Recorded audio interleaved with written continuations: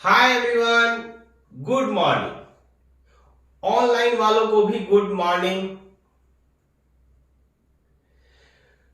तो पिछले क्लासेस में आप लोगों ने गुलाम वंश के बारे में जाना था। आप लोगों ने जाना था कि किस प्रकार गुलाम वंश के सभी शासकों ने 1206 से 1290 तक शासन किया। मैंने पिछले क्लास में आप लोगों को बताया था कि गुलाम वंश के अंतिम शासक और केकुबाद के पुत्र क्यूमर्स की हत्या कर जलालुद्दीन खिलजी ने दिल्ली सल्तनत में एक नए राजवंश की स्थापना की, जिसे हम खिलजी वंश के नाम से जानते हैं। अब हमें यह जानना है कि खिलजी वंश ने कब से कब तक भारत पर शासन किया, इस वंश की क्या क्या प्रमुख विशेषताएं हैं। तो सर्वप्रथम मैं आपको बता दूं कि ये जो खिलजी शब्द है ना, इसकी उत्पत्ति खल्ज से हुई। वास्तव में खल्ज एक स्थान है जो तुर्किस्तान में मौजूद था। कहां मौजूद था? तुर्किस्तान में मौजूद था। और इसी तुर्किस्तान से खिलजी भारत आए थे। खिलजियों ने अपना अधिकांश समय अफगानिस्तान में व्यतीत किया था, इसलिए जो तुर्क भारत में पहले से मौजूद थे, उन्होंने खिलजियों को तुर्क प्रदेश से जोड़कर नहीं देखा। वे किसी भी प्रकार से भारत में खिलजियों की सत्ता को स्वीकार करने के लिए तैयार नहीं थे। अब आप लोग यह जान लीजिए कि खिलजी वंश के शासकों ने भारत में कुल 30 वर्षों तक शासन किया। 1290 से 1320 तक भारत में खिलजी वंश का शासन रहा। और हम लोग यह भी कह सकते हैं कि वास्तव में दिल्ली सल्तनत का वास्तविक उत्थान खिलजी वंश के शासकों के समय में ही हुआ था। जितने भी खिलजी वंश के शासक हुए, उन्होंने दिल्ली सल्तनत की सीमा का विस्तार किया। उनके प्रयासों से ही दिल्ली सल्तनत का सुदूरीकरण हुआ। हालांकि इसके पूर्व के जितने भी शासक थे, गुलाम वंश के जितने भी शासक थे, उन्होंने मात्र यहां से शासन किया। इन्होंने विस्तार की नीति नहीं अपनाई, किंतु खिलजी वंश के अधिकांश शासकों ने विस्तारवादी नीति अपनाई और दिल्ली सल्तनत का विस्तार दूर दूर के प्रदेशों तक किया। पहली बार दक्षिण भारत को जीतकर दिल्ली सल्तनत में मिलाने का श्रेय खिलजी शासकों को ही जाता है। किंतु खिलजी शासक उदारवादी थे। क्या थे? उदारवादी। इनमें कट्टरता की भावना नहीं थी। हालांकि हम अलाउद्दीन खिलजी में थोड़ा बहुत कट्टरता की भावना देखते हैं, लेकिन इस वंश के अधिकांश शासक जो थे ना, वह धर्म को राजनीति से जोड़कर नहीं देखते थे। उनका कहना था कि शासक प्रजा पर शासन करने के लिए बना है, न कि धर्म के नाम पर उन्हें बांटने के लिए। इसके पश्चात इन्होंने प्रजा का समर्थन प्राप्त किया। प्रजा के समर्थन के साथ साथ इन्होंने प्रजा के लिए कई अतुलनीय कार्य किए। इन कार्यों के कारण ही प्रोफेसर हबीब ने खिलजी वंश को दिल्ली सल्तनत में खिलजी क्रांति का नाम दिया। अर्थात हम खिलजी वंश के का शासन काल को खिलजी क्रांति के नाम से भी जान सकते हैं।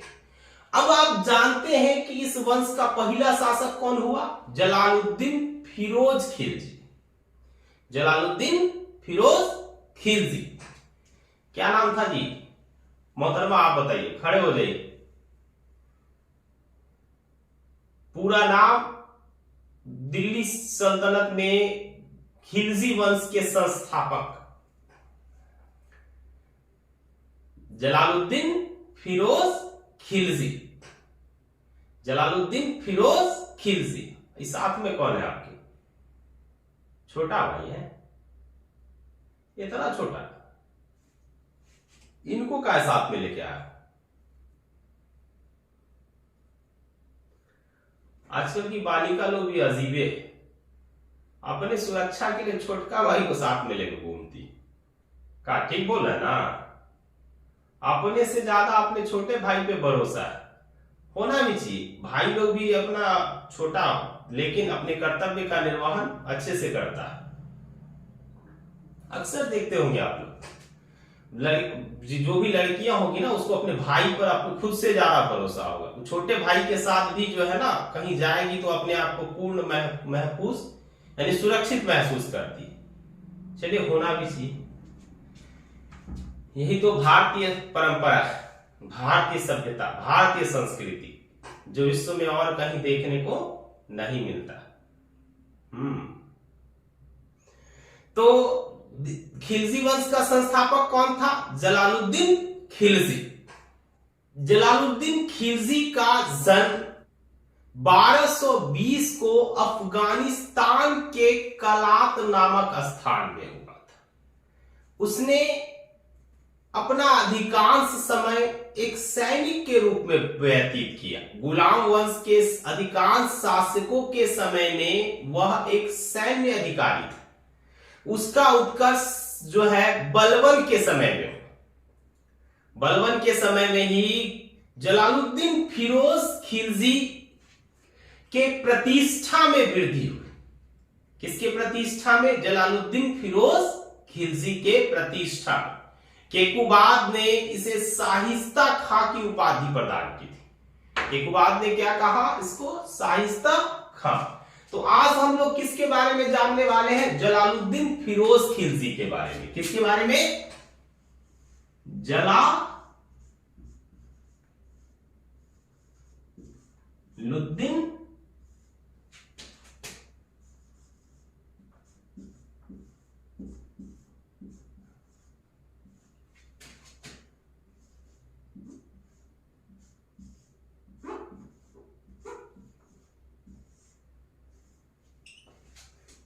जिसने 1290 से 1296 ईस्वी तक क्या किया था? शासन किया था। 1290 से 1296 तक शासन किया था। इनका जन्म कब हुआ?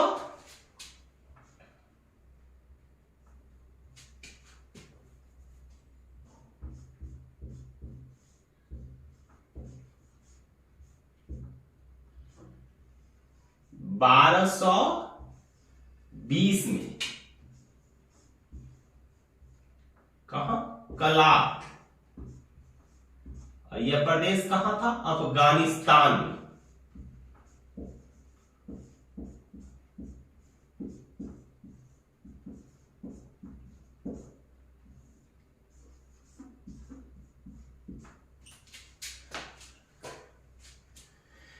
किसने इसको शाइस्ता खां की उपाधि दी? केकुबाद ने।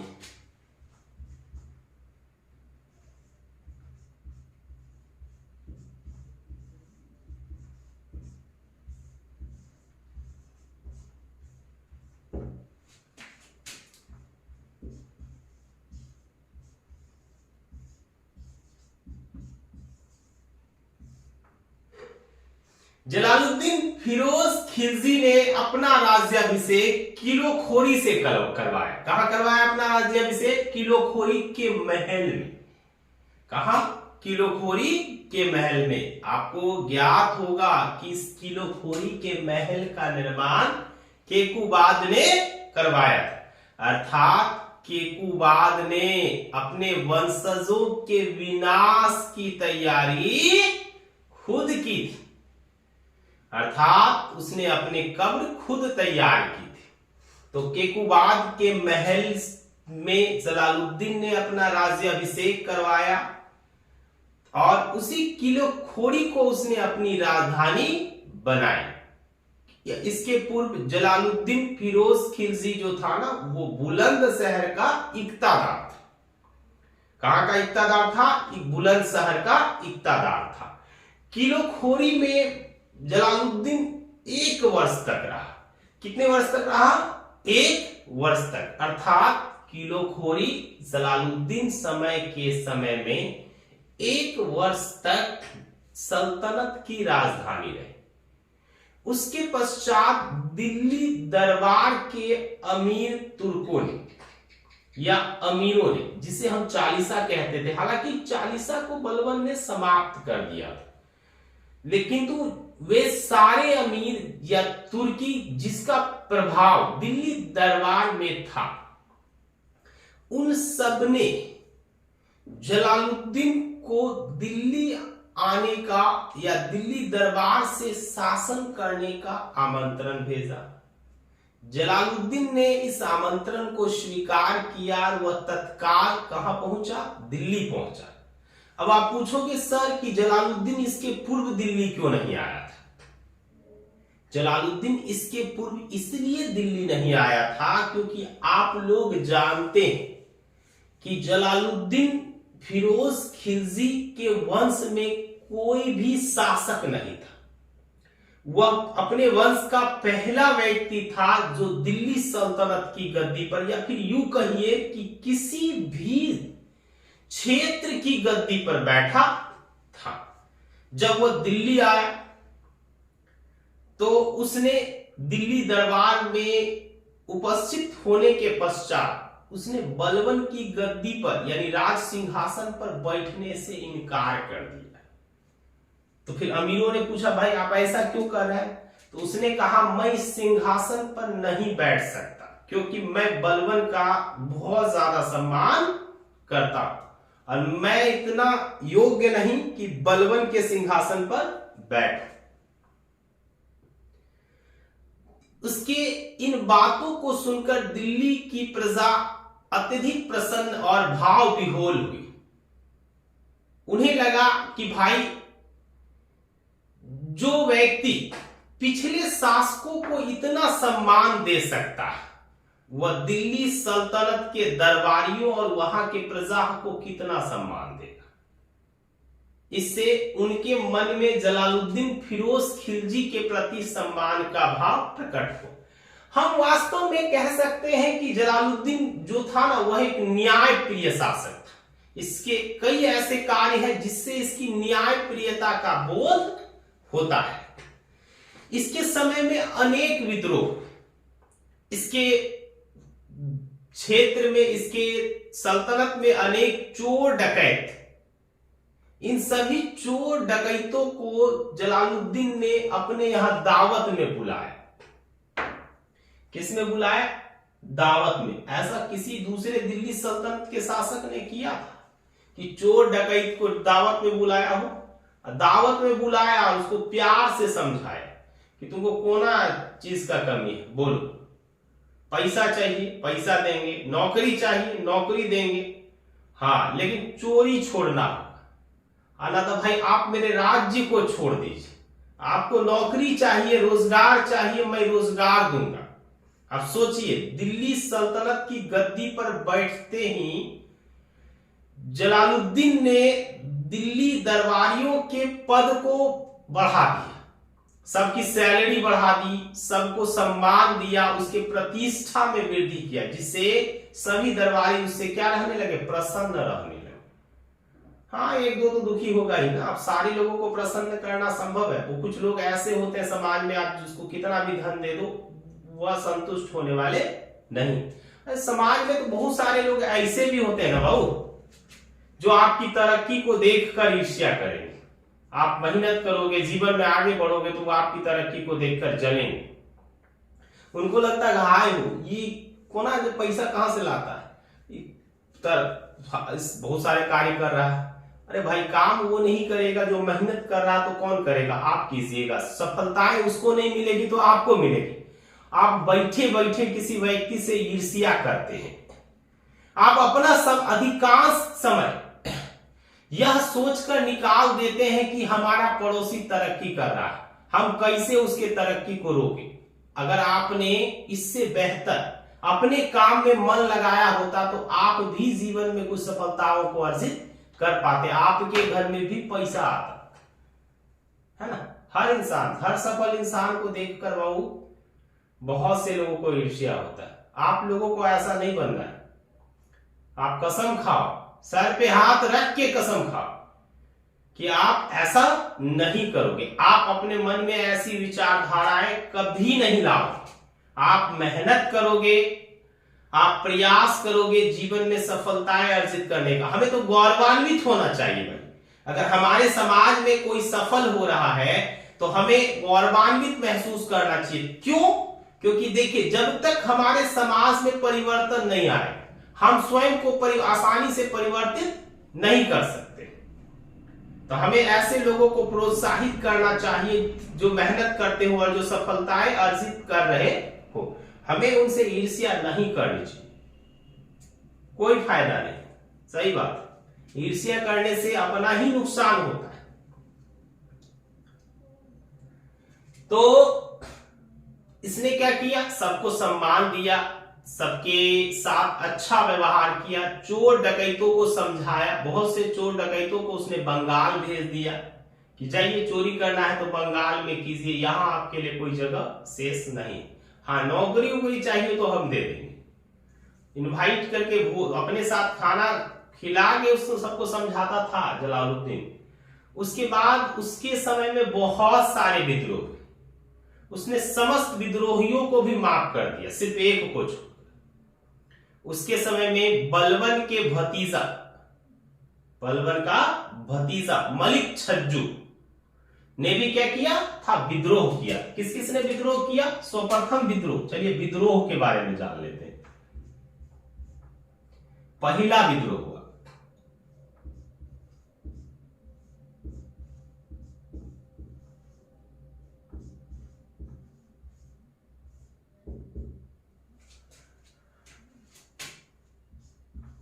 कड़ा मानीपुर के सूबेदार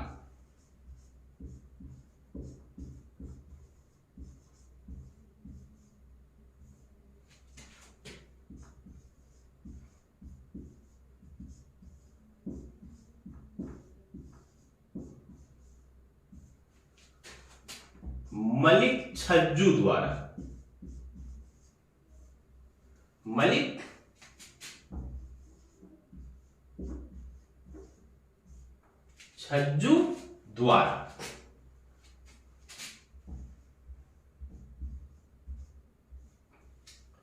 मलिक छज्जू द्वारा मलिक छज्जू ने विद्रोह के पूर्व क्या किया?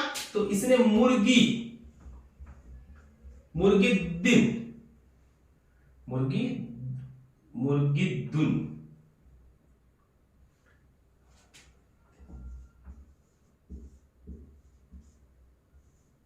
की उपाधि धारण की।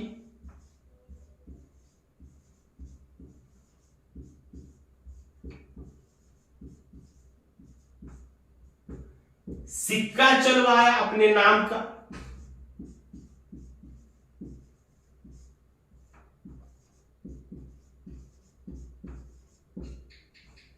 तथा खुतवा पढ़वाया। क्या पढ़वाया? खुतवा।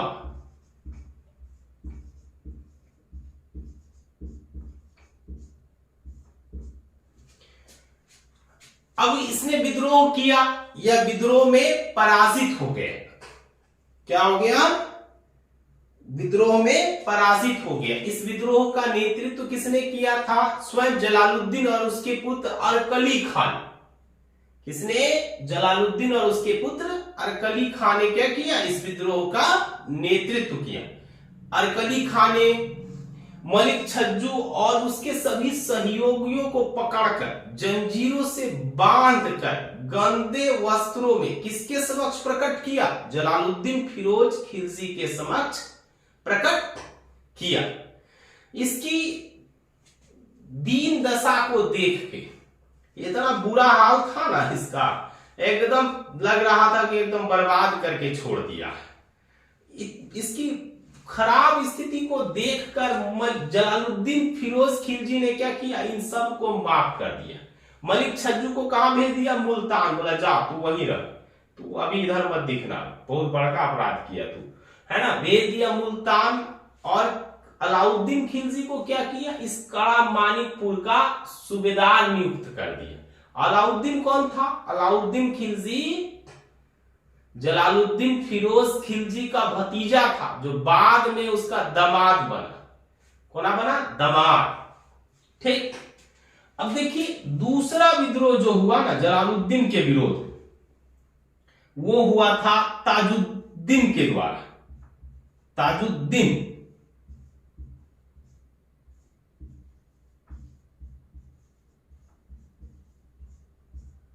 और इस विद्रोह में जो है ना ताजुद्दीन को बहुत से दरबारियों का भी सहयोग प्राप्त था। इसने जलालुद्दीन के विरुद्ध विद्रोह कर दिया, जलालुद्दीन ने इसे भी परास्त किया और इसे भी क्या कर दिया? माफ कर दिया। क्या कर दिया? माफ कर दिया। इससे स्पष्ट होता है, देखिए सबसे पहले उसने मलिक छज्जू को माफ किया, उसके बाद उसने अपने दूसरे प्रमुख विरोधी विद्रोही ताजुद्दीन को भी क्या कर दिया? माफ कर दिया। इसे सजा दी। क्या सजा दी? तो इसे सजा दी 1 वर्ष देश निकाला, यानी इसको 1 वर्ष के लिए देश से क्या कर दिया? बाहर कर दिया।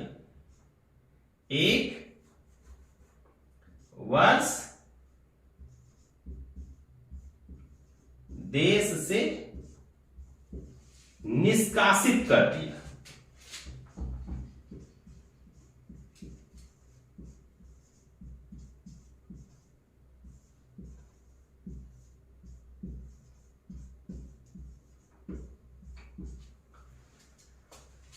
अब इसके पश्चात अगला जो विद्रोह हुआ ना, जो उसे हम विद्रोह का नाम नहीं दे सकते। इनके समय में दिल्ली में एक खानका सिद्दी मौला नामक एक फकीर संत थे, जो ईरान के थे।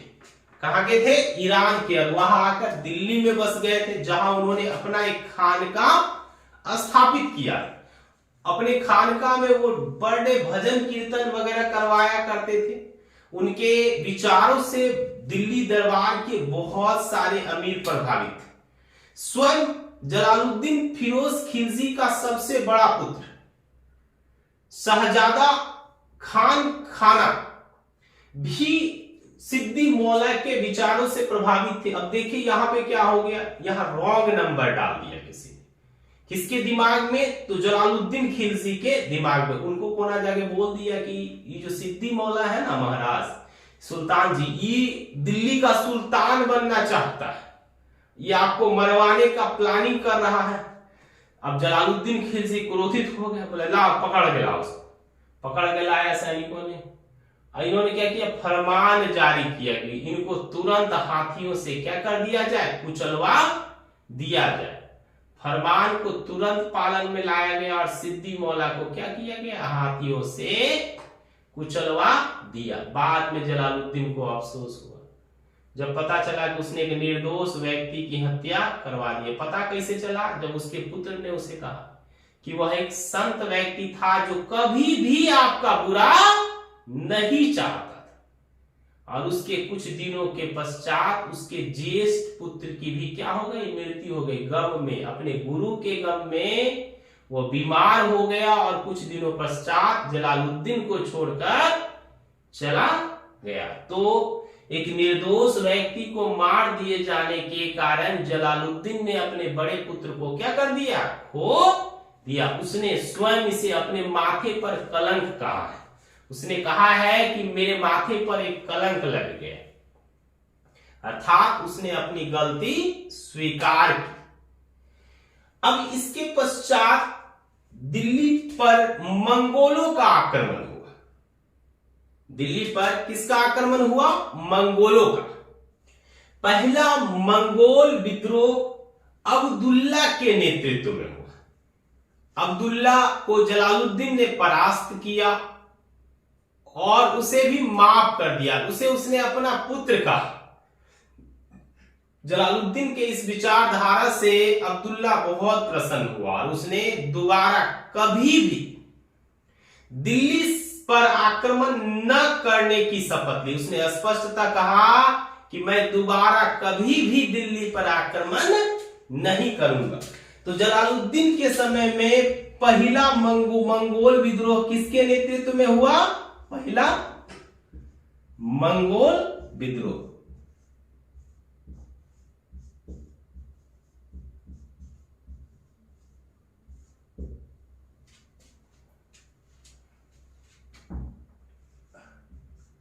अब्दुल्ला के नेतृत्व में।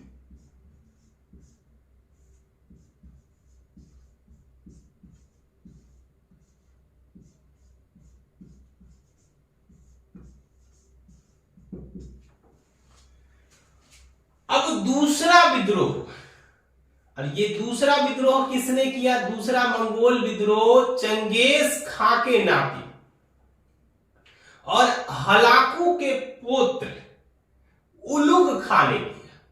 मंगोलों का दूसरा विद्रोह किसके समय में हुआ?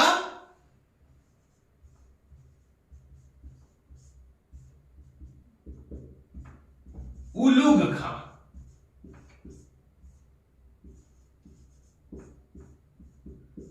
के नेतृत्व में।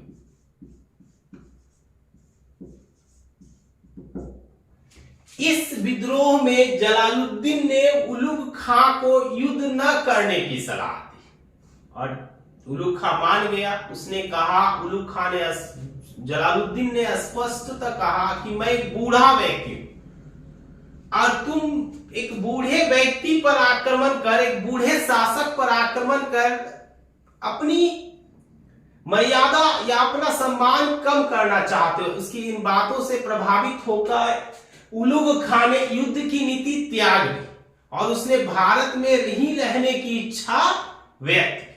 उसकी इच्छा का जलालुद्दीन ने क्या किया? सम्मान किया। जलालुद्दीन ने उसकी इस इच्छा का सम्मान किया और उसके लिए जो है दिल्ली के आसपास ही एक नगर बसाया जिसे हम मंगोलपुरी के नाम से जानते हैं। उलुग खां ने अपने 4000 समर्थकों के साथ इस्लाम कबूल कर लिया। इन्हें ही आगे चलकर नवीन मुसलमान कहा गया। क्या कहा गया? नवीन मुसलमान। अब हम लोग जलालुद्दीन के अभियानों के विषय में जान लेते हैं। किसके बारे में? अभियान, जलालुद्दीन के द्वारा किए गए अभियान।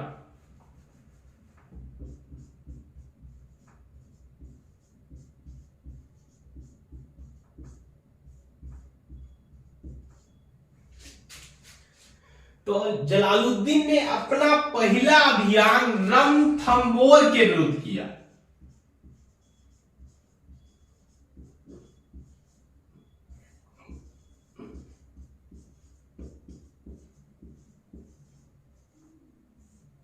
किसके विरुद्ध किया? रणथंबोर।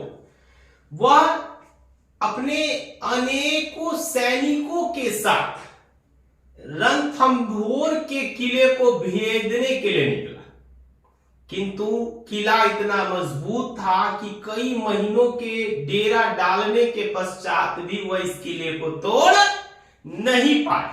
अब तोड़ नहीं पाया तो अब क्या करे? अब तो समस्या है भाई।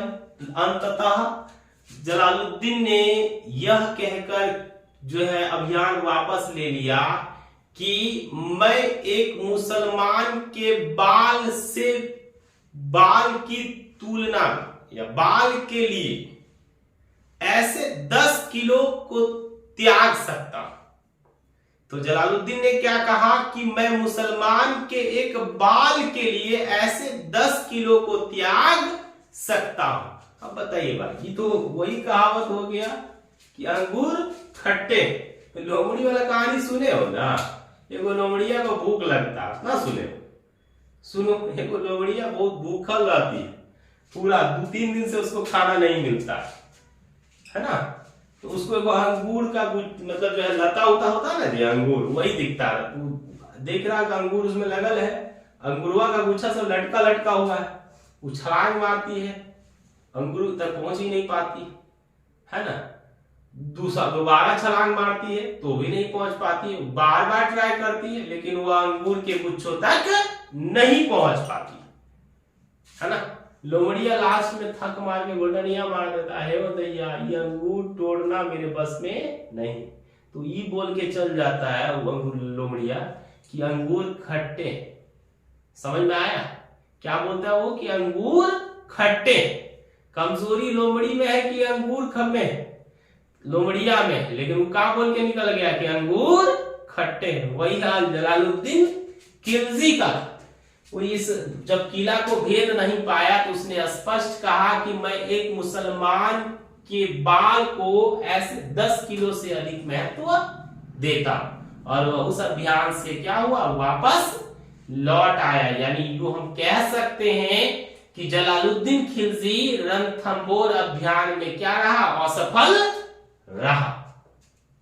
अब इसका दूसरा अभियान हुआ मालवा के विरुद्ध, जिसको हम भिलसा अभियान के नाम से जानते हैं। कौन से अभियान के नाम से, भिलसा अभियान।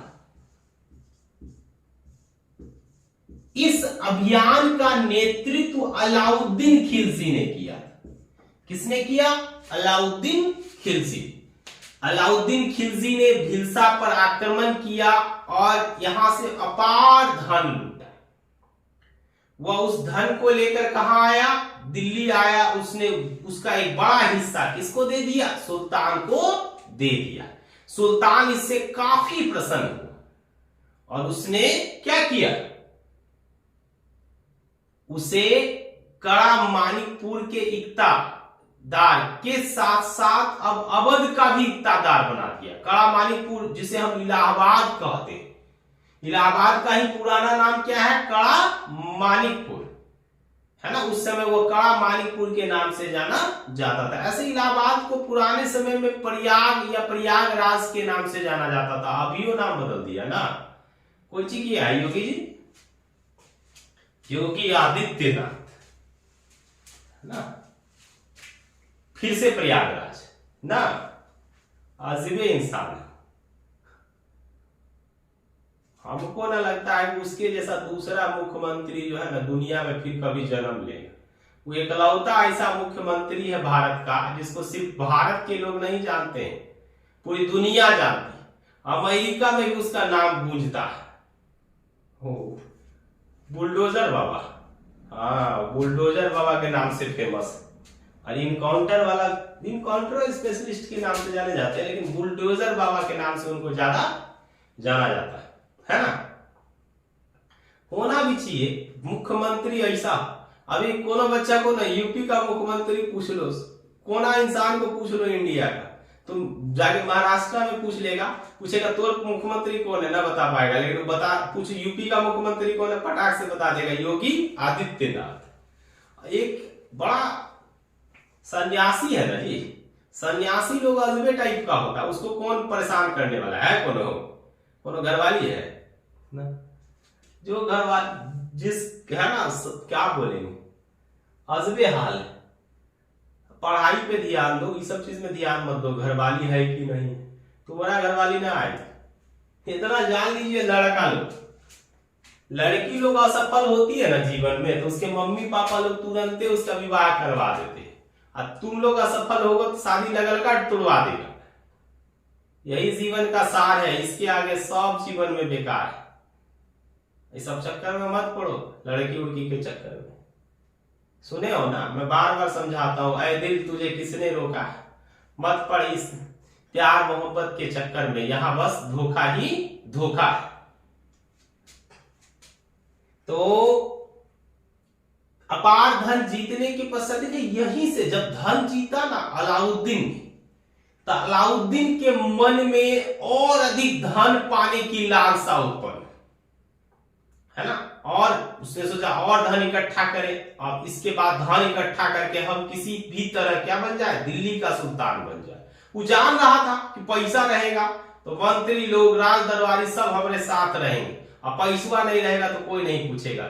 इस संसार का सार है, जिसके पास पैसा है लोग उससे उसका हाल चाल पूछते हैं, जो ना के पास पैसा नहीं है ना, कोनो उसका कुछ नहीं पूछता है ना। बीमार पड़ जाओगे, तड़प तड़प के मर जाओगे, गाना गाते रहोगे, है ना। कौन गाना है जी,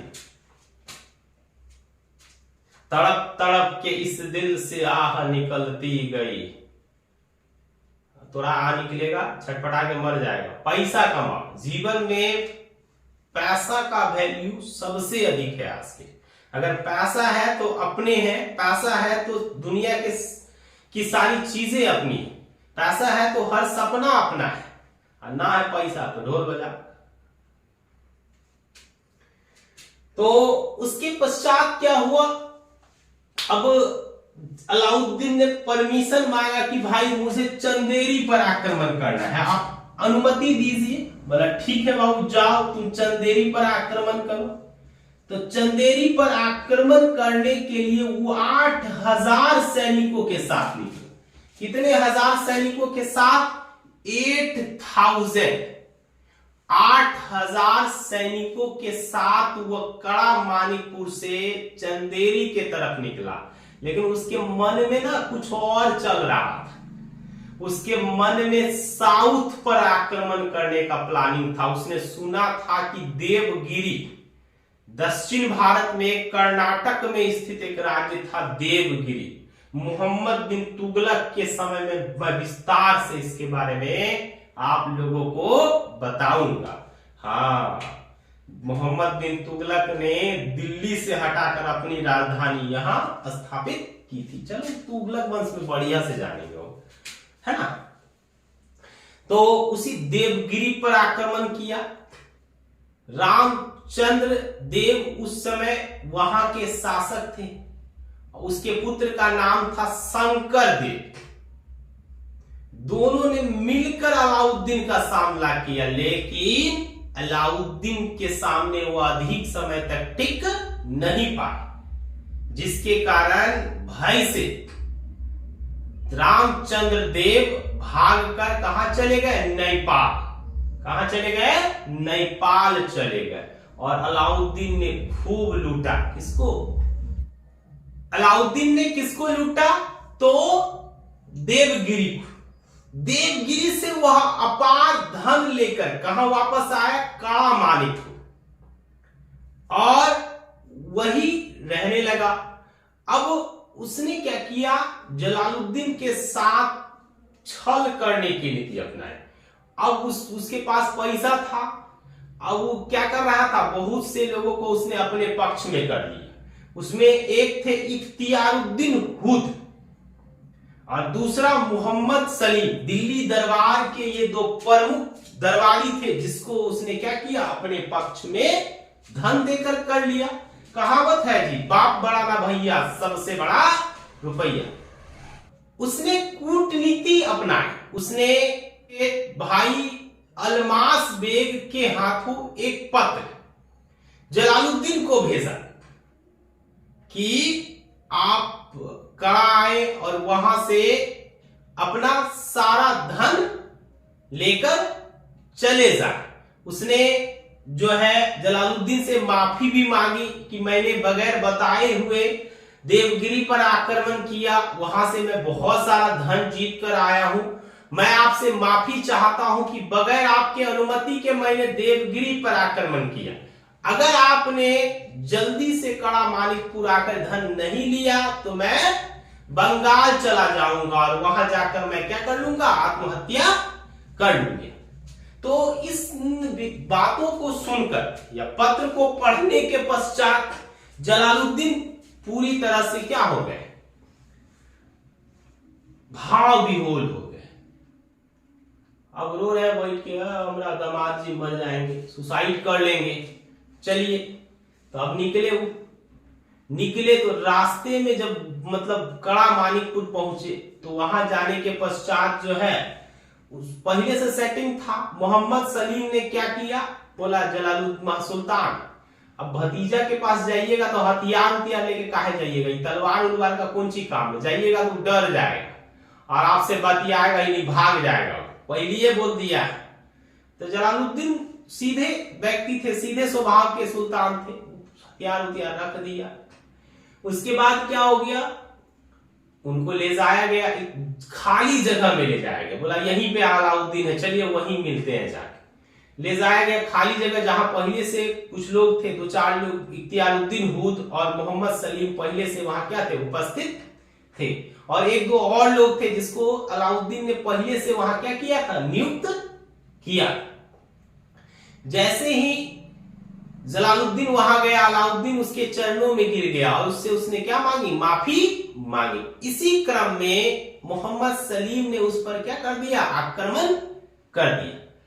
अपने ऊपर हुए आक्रमण को देख जलालुद्दीन ने वहां से भागना चाहा।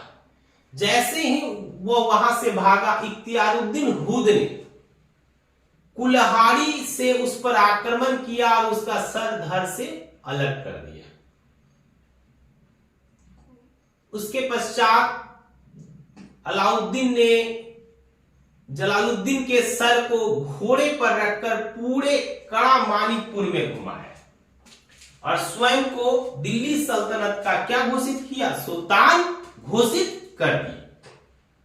अब इसके जो भी बातें हैं वो हम लोगों को कब जानना है, घोषित कर दिया। अब इसके आगे हम लोग जानेंगे किसके बारे में, अलाउद्दीन खिलजी के बारे में, है ना, कि उसका राज्याभिषेक कैसे हुआ, उसने कैसे जो है सुल्तान के मतलब मस्तिष्क से रक्त के समाप्त होने से पहले ही अलाउद्दीन विख्यात इतिहासकार ने विख्यात इतिहासकार वर्णी कहता है कि अलाउद्दीन ने उस समय